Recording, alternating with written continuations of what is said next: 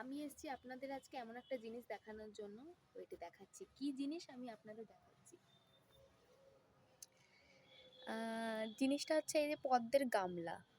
মানে এখন পদ্মের গামলা কি দেখাবো যে অর্ধেকটা পচে গেছে। এটা আসলে জলের নিচে ছিল তো তাই এটা পচে গেছে। যাই হোক, আমি যেটার জন্য আজকে ভিডিওটা করছি, এই যে দেখতে পাচ্ছেন একটা পদ্মের গামলা পাতা ভর্তি হয়ে গেছে, কারণ এর মধ্যে দুটো টিউবার আছে, তো দুটো টিউবার জায়গাটা খুবই ছোট হয়ে গেছে, তাই পদ্মের পাতা ভর্তি হয়ে গেছে। দেখুন, আমার পাতাগুলো এখনও স্ট্যান্ড লিভও হয়নি, মানে সোজা হয়ে দাঁড়ানো এখনও শেখেনি, তারই মধ্যেই এই আমার পদ্ম কি পাকামো করেছে আমি আপনাদের দেখাচ্ছি। এই দেখুন, দেখতে পাচ্ছেন কি পাকামোটা করেছে। পদ্মে কুড়ি চলে এসছে, মানে এর থেকে সুন্দর আর কি হতে পারে।